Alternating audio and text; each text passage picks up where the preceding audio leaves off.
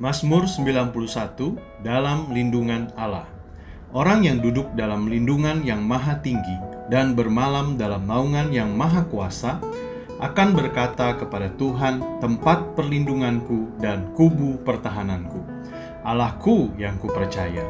Sungguh dialah yang akan melepaskan engkau dari jerat penangkap burung, dari penyakit sampar yang busuk. Dengan kepaknya ia akan menudungi engkau, di bawah sayapnya engkau akan berlindung, kesetiaannya ialah perisai dan pagar tembok. Engkau tak usah takut terhadap kedahsyatan malam, terhadap panah yang terbang di waktu siang, terhadap penyakit sampar yang berjalan di dalam gelap, terhadap penyakit menular yang mengamuk di waktu petang. Walau 1.000 orang rebah di sisimu dan 10.000 di sebelah kananmu, tetapi itu tidak akan menimpamu. Engkau hanya menontonnya dengan matamu sendiri dan melihat pembalasan terhadap orang-orang fasik. Sebab Tuhan ialah tempat perlindunganmu, yang maha tinggi telah kau buat tempat perteduhanmu. Malapetaka tidak akan menimpa kamu, dan tulah tidak akan mendekat kepada kemahmu.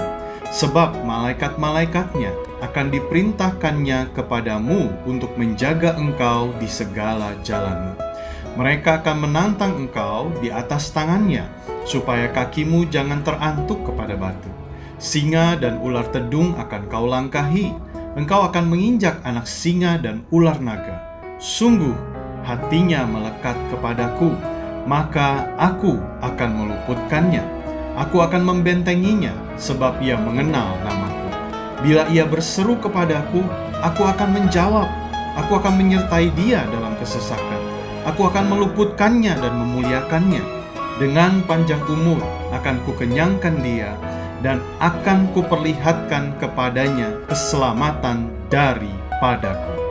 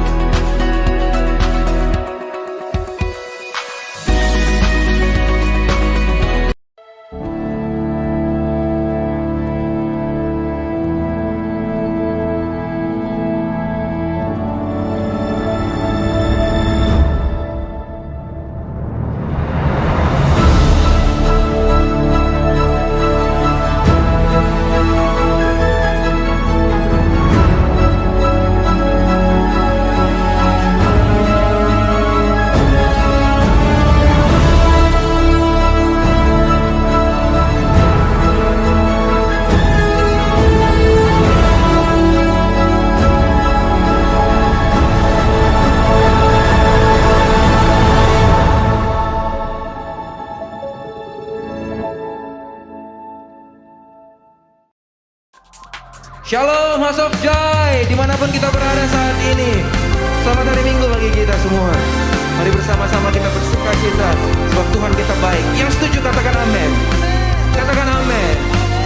Boleh bersama-sama kita akan pujian ini dengan bersuka cita. Hatiku percaya kepadamu Tuhan.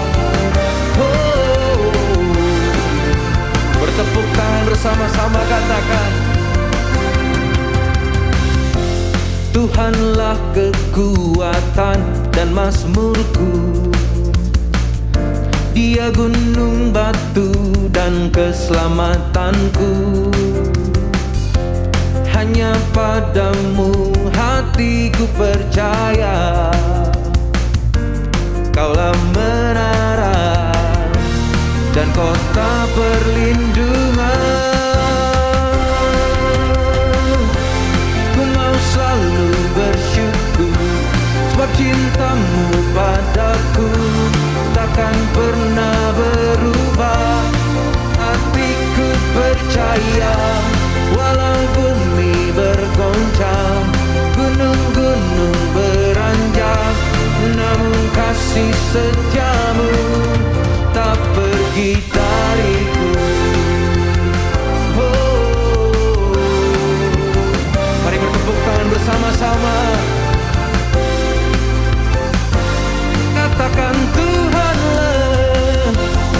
Tuhanlah kekuatan dan mazmurku.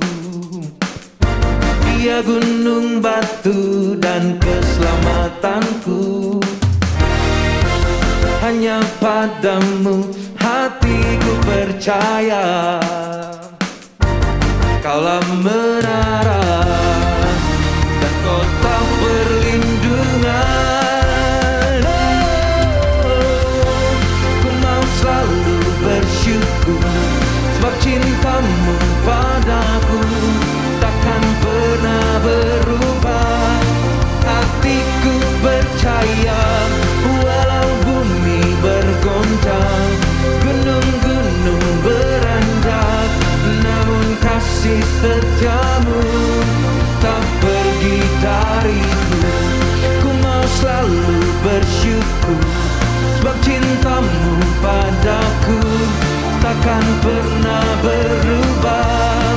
Hatiku percaya, walau bumi bergoncang, gunung-gunung beranjak, namun kasih setiamu tak pergi dariku.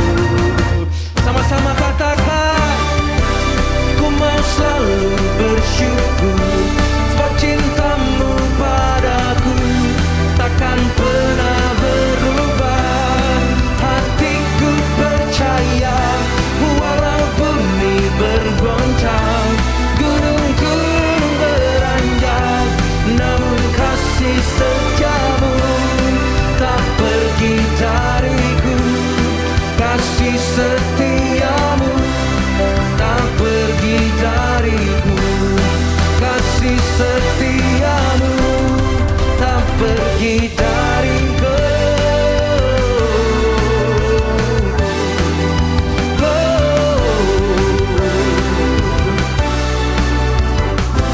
Kami percaya hanya kepada Tuhan yang dahsyat.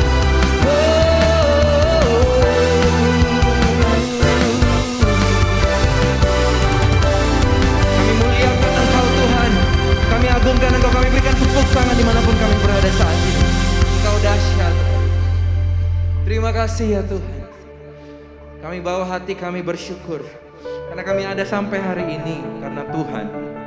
Karena kami ada sampai hari ini karena penyertaan-Mu yang gak pernah habis dalam hidup kami. Come on, house of joy, bawa hatimu.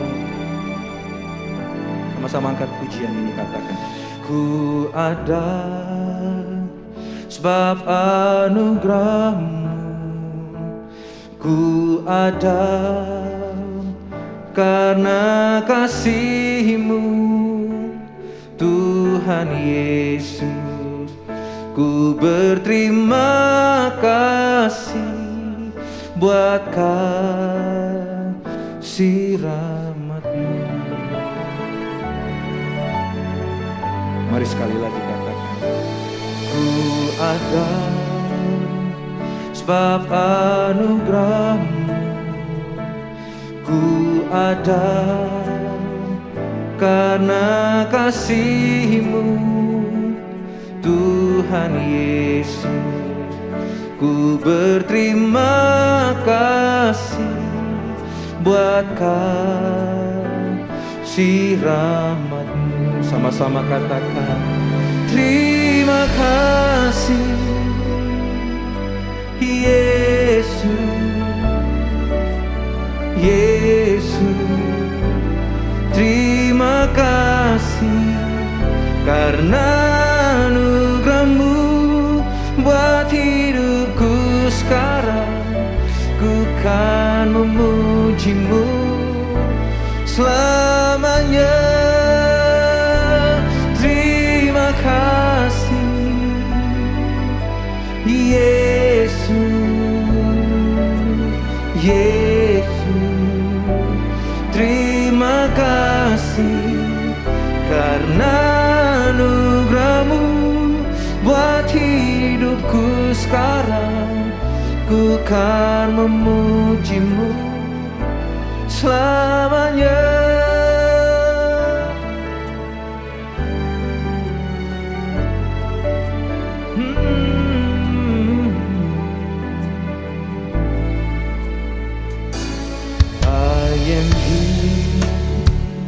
Because of your grace, I am here.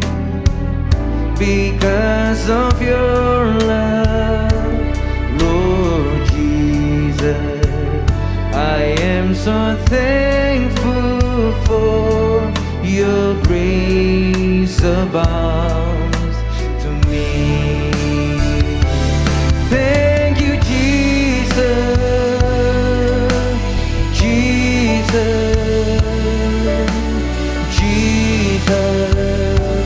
Thank you, Jesus.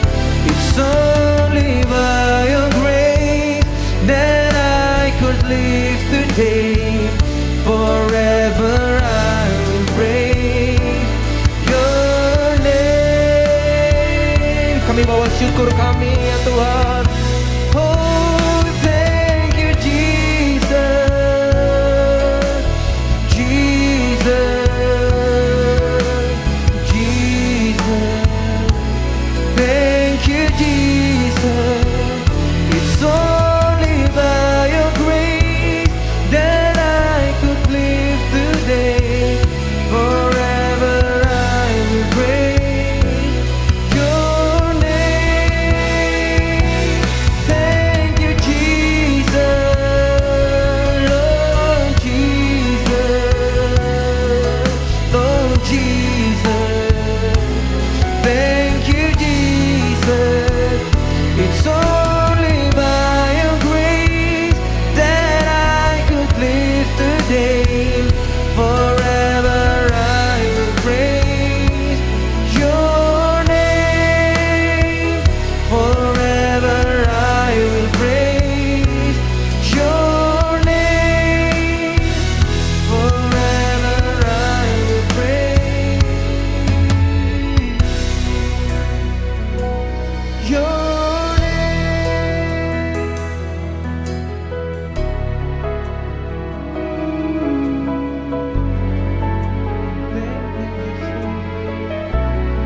Kami puji namamu, Tuhan. Oh, kami buka hati meninggikan Engkau. Angkat suaramu, angkat pujian dari hati yang mengasihi Dia. Oh, kira lama ya lama Lord, we worship you.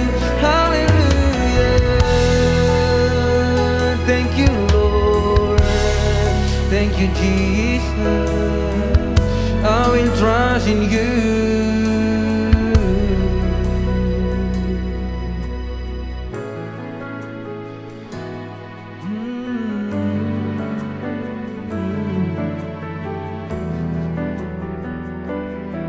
Kami angkat tangan kami katakan, Yesus, ku percaya. Yesus, sungguh ku percaya. Rencanamu yang ajaib terjadi di dalamku. Yesus, sungguh ku percaya. Oh, Yesus, ku percaya. Yesus, sungguh ku percaya. Rencanamu yang ajaib terjadi di dalamku. Yesus, sungguh ku percaya.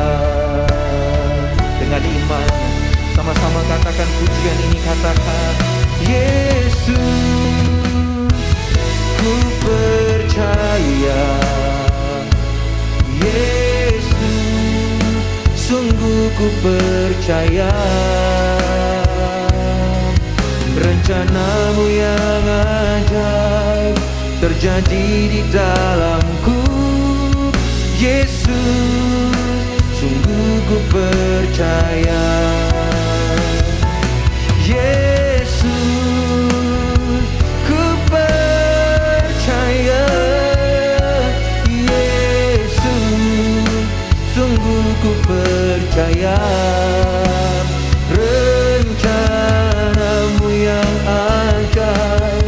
terjadi di dalamku.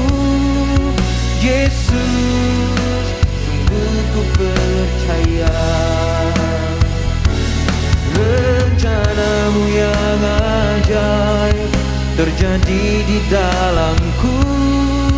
Yesus, sungguh ku percaya. Yesus, sungguh ku percaya.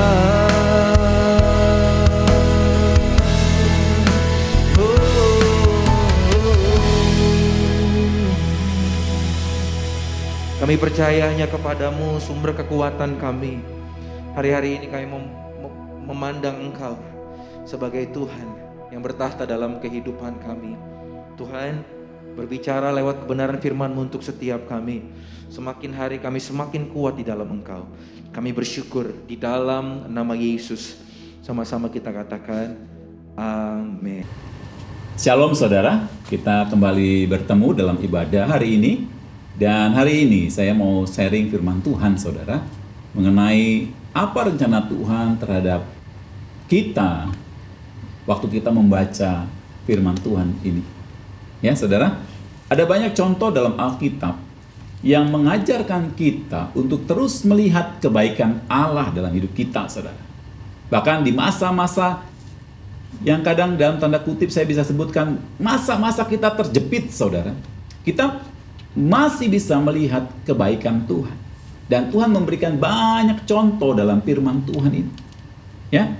Nah, apa tujuan Allah untuk itu semua?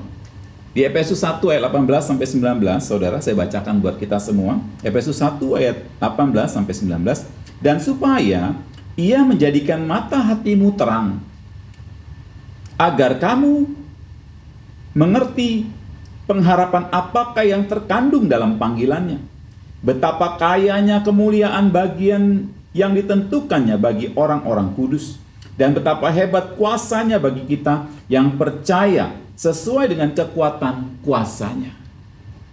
Dari firman Tuhan ini, Allah ingin kita memiliki hati yang terang, sehingga kita mengerti bahwa ada pengharapan dalam setiap panggilannya bagi kita. Dan tahu betapa hebat kuasa Allah bagi kita yang percaya. Untuk itu kita perlu setia menyelidiki kebenaran firman Tuhan ini, saudara. Ya, nah, dan di sini saya mau katakan begini, saudara. Tidak cukup kita hanya membaca Alkitab secara rutin. Namun kita perlu menyelidiki pembacaan itu. Apa yang kita baca itu kita perlu pengerti. Bahkan kalau perlu kita selidiki, saudara, sehingga akhirnya kita mendapatkan pewahyuan dari Allah sendiri mengenai firman Tuhan yang kita baca tersebut. Dan itu akan menjadikan sebuah kekuatan bagi jiwa kita yang akan berdampak dalam kehidupan kita, saudara.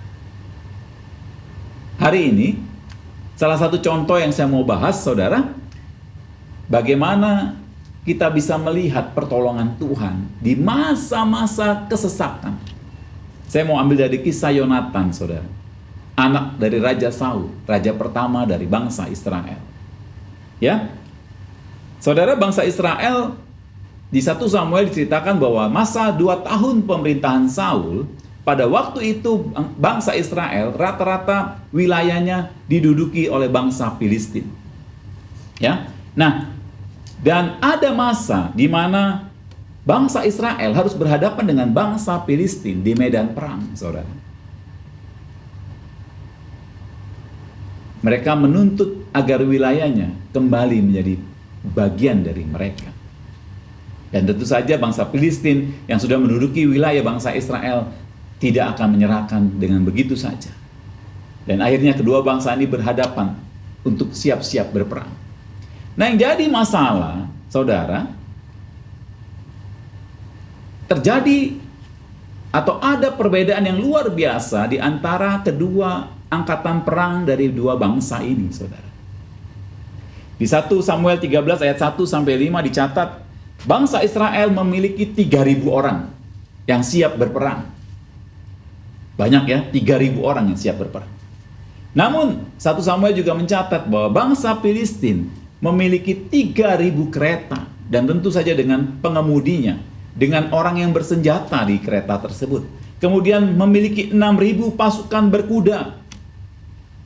Dan Alkitab menuliskan untuk pasukan berjalan kakinya, seperti pasir di tepi laut banyaknya. Kalau Alkitab tuliskan seperti itu, saudara, berarti sudah tidak bisa dihitung lagi pada saat itu. Begitu banyak sekali, sehingga Alkitab tuliskan begini, pasukan Filistin itu seperti pasir di tepi laut banyaknya. Saudara, kebayang kan? 3.000 pasukan yang belum terlatih dengan seadanya berhadapan dengan 3.000 pasukan kereta, 6.000 pasukan berkuda, dan begitu banyak pasukan berjalan kaki seperti pasir di tepi laut banyaknya. Kita tidak usah hitung-hitungan, saudara. Waktu mendengar itu pun kita tahu siapa yang bakal menang dengan perang ini. Dan yang lebih membuat bangsa Israel mengalami ketakutan yang luar biasa, Samuel 13 ayat 19-22 dituliskan begini, pada masa itu tidak ada tukang besi satupun di antara bangsa Israel. Saudara tahu tukang besi pada masa itu buat apa? Tugas mereka itulah yang menempa besi menjadi senjata, menjadi pedang, menjadi mata tombak. Dan tidak ada seorang pun tukang besi di tengah-tengah bangsa Israel. Karena selama bangsa Filistin menduduki bangsa Israel, mereka sengaja membuat tidak boleh ada tukang besi, tidak boleh ada orang yang pandai mengerjakan besi menjadi senjata di antara orang Israel. Karena mereka takut nanti orang Israel memberontak. Jadi orang Israel pada masa itu, kalau mereka mau memperbaiki cangkul mereka, alat pertanian mereka, sabit mereka mesti bawa ke kota-kota di mana orang Filistin berada. Dan mereka mengupah pandai-pandai besi orang Filistin untuk memperbaiki alat pertaniannya. Dan pada waktu mereka berhadapan, Alkitab mencatat, pada masa itu tidak ada senjata sama sekali. Yang hanya punya senjata itu cuma Saul dan Yonatan anaknya. Dari sini saudara makin bisa bayangkan betapa mengerikannya suasana medan perang pada saat itu. Mereka belum berperang, saudara. Mereka masih berhadap-hadapan saling menunggu. Tapi kita bisa bayangkan kan, yang satu mungkin menunggu dengan gagah perkasa, kapan kita mulai perang, kapan kita mulai perang gitu kan. Tapi yang satu lagi mungkin dengan gemetar, dengan lutut yang gemetar, tangan yang gemetar, dan dia bilang gini, aduh gimana caranya ini, aduh bagaimana kita nanti berhadapan dengan orang Filistin, saudara. Bahkan kalau saudara punya waktu di rumah nanti saudara baca 1 Samuel 13. Di situ dikatakan pada waktu orang Israel mendengar itu, melihat itu, sebagian dari mereka lari sembunyi di gua-gua. Bahkan ada yang menyeberangi derasnya sungai Yordan ke kota-kota yang lain, ke wilayah-wilayah yang lain, karena mereka nggak mau berhadapan dengan perang ini. Secara manusia mereka sudah tahu mereka bakal kalah. Mungkin hanya separuh saja pasukan dikirim, mereka sudah hancur. Ini situasi yang sangat-sangat membuat depresi setiap orang Israel pada masa tersebut. Saudara, mungkin di antara kita hari-hari ini juga menghadapi situasi seperti itu. Entah di usahamu, entah di pekerjaan, atau bahkan mungkin di keluargamu. Engkau menghadapi situasi yang begitu luar biasa menekanmu, sehingga engkau sendiri sudah bingung, harus bagaimana lagi ini? Tidak mungkin. Mungkin di antara engkau ada yang sudah diambang perceraian, diambang kebangkrutan. Engkau sudah dikejar-kejar sama debt collector. Engkau sudah dikejar-kejar dengan kewajiban utang usahamu.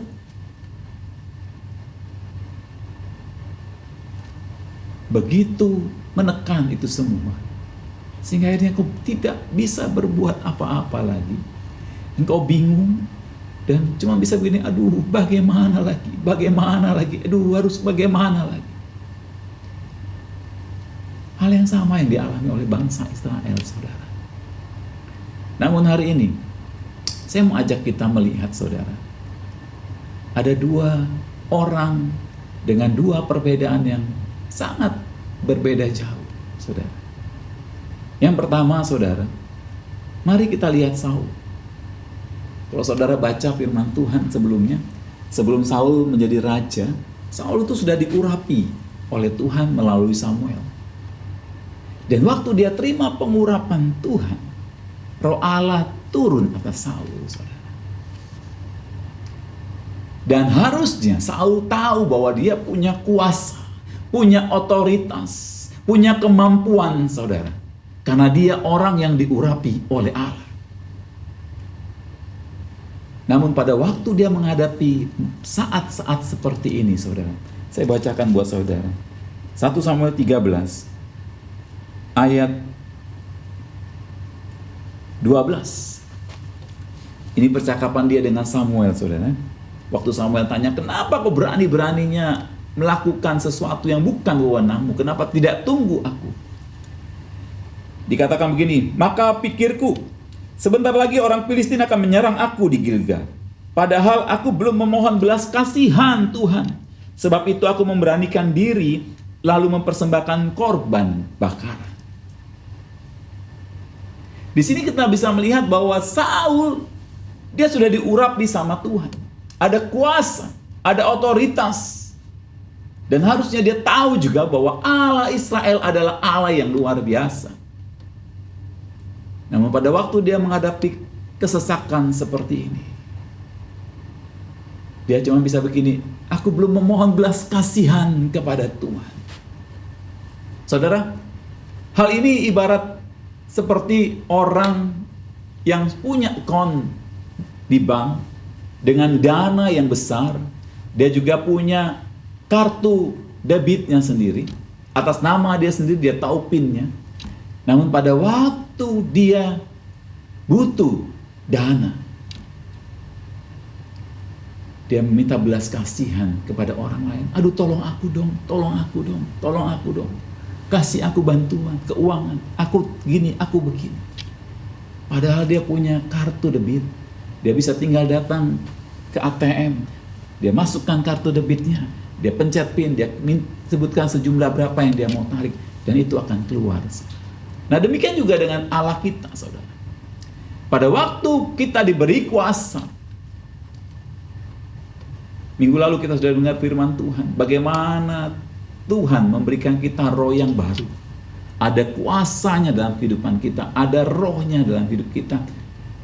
Dan kita punya otoritas buat itu. Namun orang yang belum mendapatkan pewahyuan dari firman Tuhan, mereka tidak bisa gunakan itu, saudara. Mereka akan selalu bilang, Tuhan tolong, Tuhan tolong, Tuhan tolong. Hari ini, saudara, saya nggak mau lama-lama dengan Saul. Saya mau ajak kita lihat Yonatan, saudara. Ya, apa yang dikerjakan sama Yonatan? 1 Samuel 14 ayat 1 dan 7 dikatakan begini. Pada suatu hari Yonatan bin Saul berkata kepada bujang pembawa senjatanya, mari kita menyeberang ke dekat pasukan pengawal orang Filistin yang di sebelah sana. Tetapi tidak diberitahukan hal itu kepada ayahnya. Lalu jawab pembawa senjatanya itu kepadanya, lakukanlah niat hatimu itu, sungguh aku sepakat. Apa yang kita bisa lihat sini? Yonatan melakukan apa yang bisa dia kerjakan. Dan bersama orang yang bersepakat dengan dia, dia maju, saudara. Demikian juga dengan kita, saudara.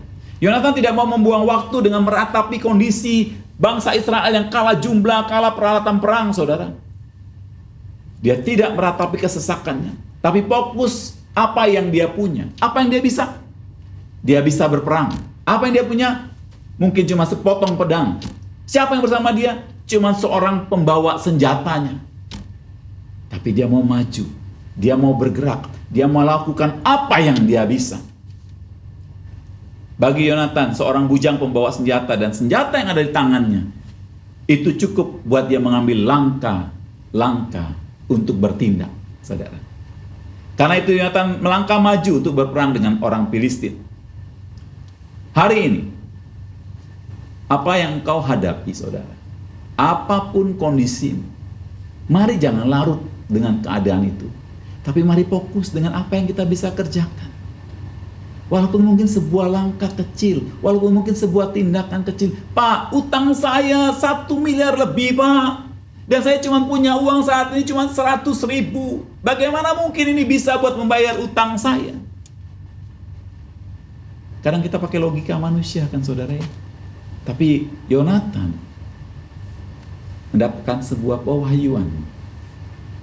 Siapa Allahnya? Yang kedua yang Yonatan lakukan, dia percaya kepada Tuhan dengan iman. 1 Samuel 14 ayat 7 dikatakan begini. Berkatalah Yonatan kepada bujang pembawa senjatanya itu, mari kita menyeberang ke dekat pasukan pengawal orang-orang yang tidak bersunat ini. Mungkin Tuhan akan bertindak untuk kita. Kata-kata yang bagus saya catat di sini. Sebab bagi Tuhan tidak sukar untuk menolong, baik dengan banyak orang maupun dengan sedikit orang. Yonatan tidak pikirkan bahwa jumlah orang Filistin banyak sekali. Dia tidak pikirkan bahwa senjata mereka lebih lengkap. Tapi dia berpikir bahwa apa yang dia bisa kerjakan? Berperang. Siapa yang bersama dia? Allah. Allah bisa menolong dengan banyak orang atau dengan sedikit orang. Itu yang dapat dari si Yonatan. Bandingkan dengan ayahnya tadi. Tapi waktu kita mendapatkan pewahyuan dari pembacaan firman Tuhan, saudara, itu juga akan membuat kita berani bertindak, akan membuat kita melangkah maju.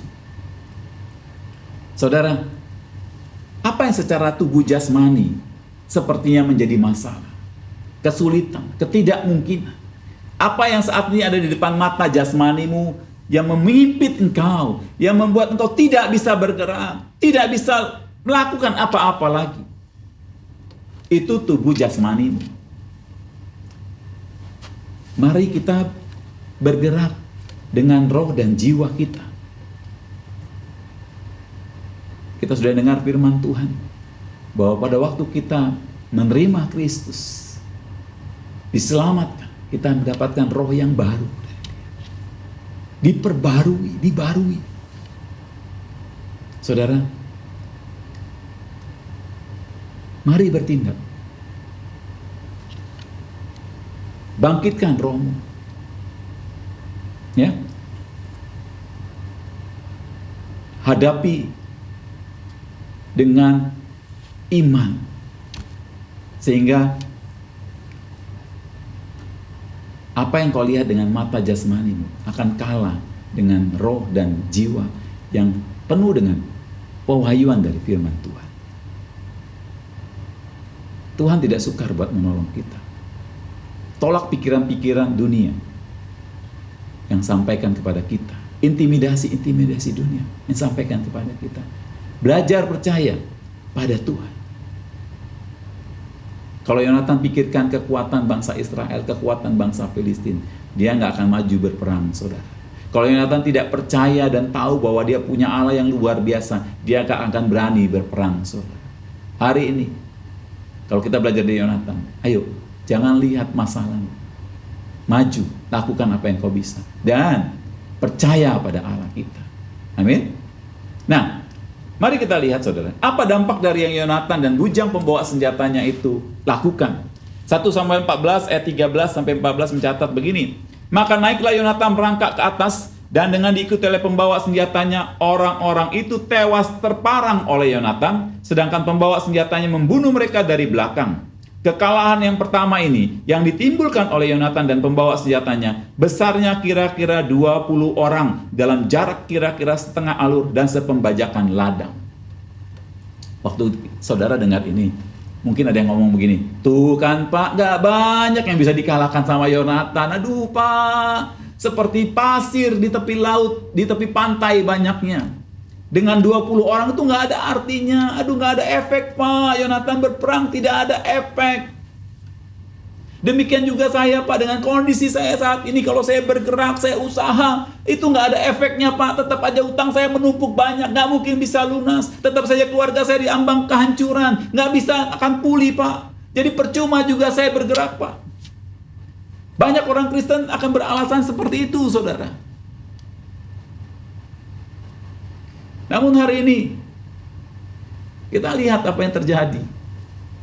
Kita punya Allah bukan Allah yang ecek-ecek, saudara ya. Bukan Allah yang kaleng-kaleng. Allah yang luar biasa, saudara. Langkah kecil yang dilakukan Yonatan disertai dengan iman. Sebab bagi Tuhan tidak sukar untuk menolong. 1 Samuel 13 ayat 15. Saya bacakan buat kita. Lalu timbullah kegentaran di perkemahan itu, di padang, di antara seluruh rakyat, juga pasukan pengawal dan penjara-penjara itu gentar, dan bumi gemetar, sehingga menjadi kegentaran yang dari Allah. Saudara, langkah kecil yang dilakukan Yonatan tadi dengan bujang pembawa senjatanya, disertai dengan iman kepada Allah, membuat kegentaran. Bukan cuma di antara pasukan bangsa Filistin, tapi juga di antara seluruh rakyat, penjara-penjara yang saat itu sedang memporak-porandakan wilayah bangsa Israel. Bahkan Alkitab katakan bumi gemetar, karena Allah yang membuat kegentaran itu terjadi, saudara. Langkah kecil tadi dan iman itu membuat bumi gemetar. Saya bacakan lanjut, saudara, ayat 18-19. Ketika peninjau-peninjau Saul di Gebea Benyamin melihat hal itu, dan sesungguhnya orang ramai seperti ombak berjalan ke sana kemari, tetapi sedang Saul berbicara kepada imam itu, maka kian lama kian bertambahlah keributan di perkemahan orang Filistin, sehingga Saul berkata kepada imam itu, biarlah. Ayat 20, kemudian berkumpullah Saul dan seluruh rakyat yang bersama-sama dengan dia itu, dan ketika mereka sampai ke tempat pertempuran, tapi yang bertempur bukan bangsa Israel dengan Filistin, saudara. Tampaklah setiap orang menikam temannya dengan pedang, suatu huru-hara yang sangat besar. Yang berperang malah orang Filistin dengan orang Filistin. Ayat 23, demikianlah Tuhan menyelamatkan orang Israel pada hari itu. Pertempuran itu meluas sampai lewat Bet Awen. Saudara, Yonatan nggak tahu apa yang akan Allah perbuat. Yonatan nggak tahu bagaimana Allah akan menolong bangsa Israel. Yang dia tahu, dia bisa berperang, dia punya senjata. Dan yang dia tahu, dia punya Allah, dia punya iman kepada Allah Israel, Allah Abraham, Ishak dan Yakub.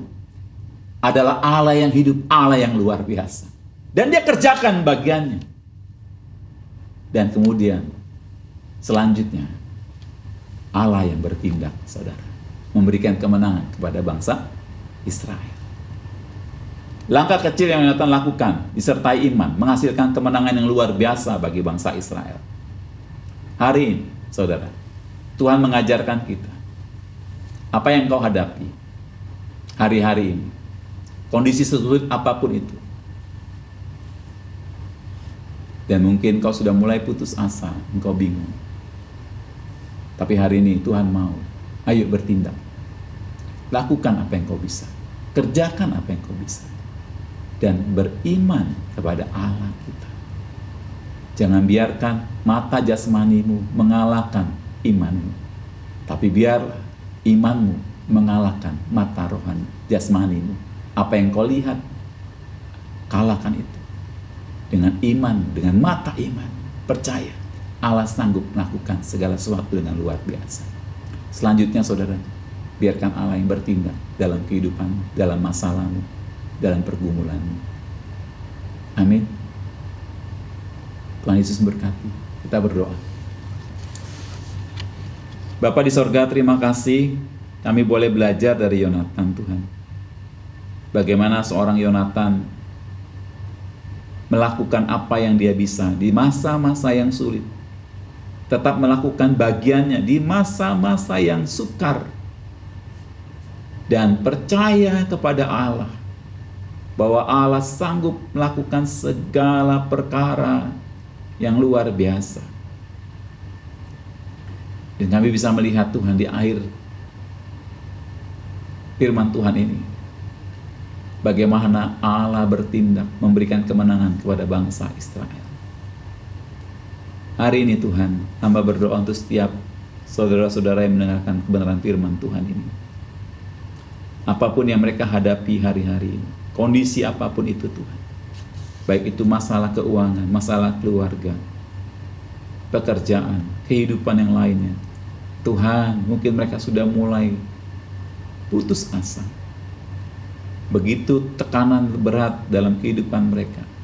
Tapi hari ini Tuhan, biar Roh Kudus yang bekerja, menguatkan kami, membangkitkan kami, untuk kami bergerak, bertindak, melakukan apa yang kami bisa. Walaupun mungkin itu hal yang kecil, yang sederhana, yang mungkin bagi dunia tidak ada artinya.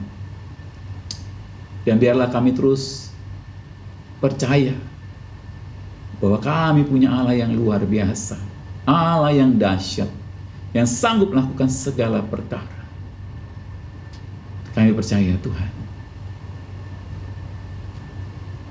Engkau tetap sama, dahulu, sekarang, bahkan sampai selamanya.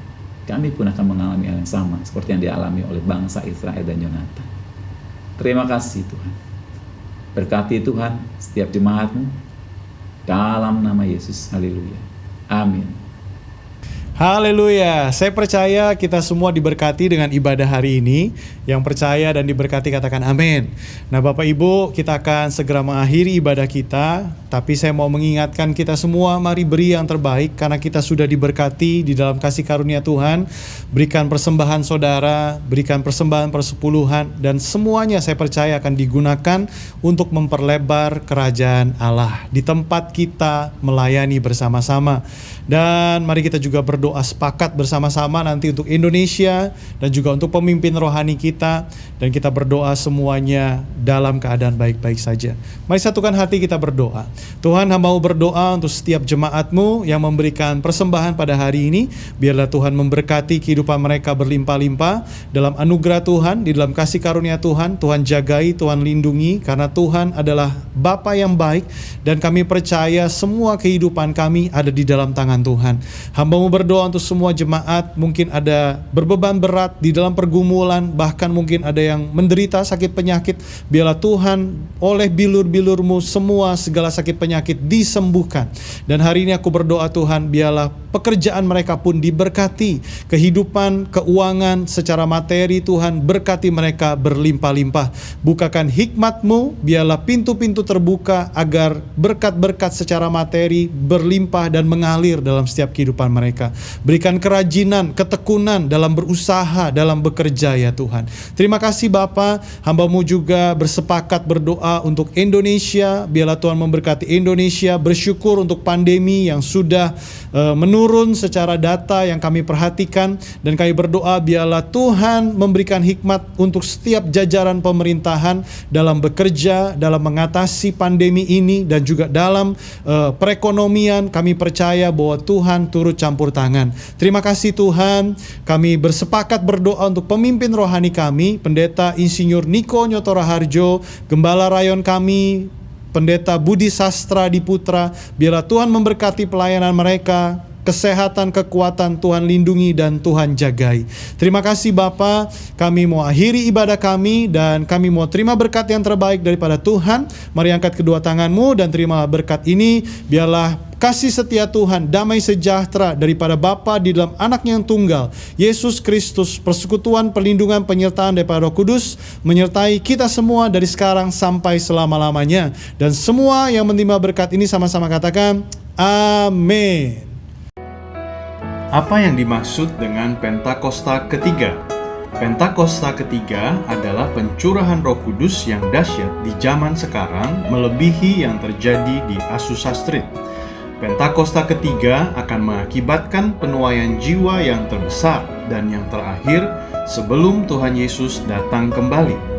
Pentakosta ketiga akan membangkitkan generasi Yeremia, yaitu anak-anak muda yang dipenuhi Roh Kudus, cinta mati-matian kepada Tuhan Yesus, tidak kompromi terhadap dosa, dan akan bergerak untuk memenangkan jiwa.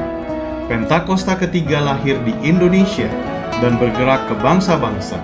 Gerakan ini dari timur ke barat dan akan kembali ke Yerusalem. Pentakosta ketiga akan memberikan kuasa untuk menyelesaikan amanat agung dan setelah itu Tuhan Yesus datang kembali.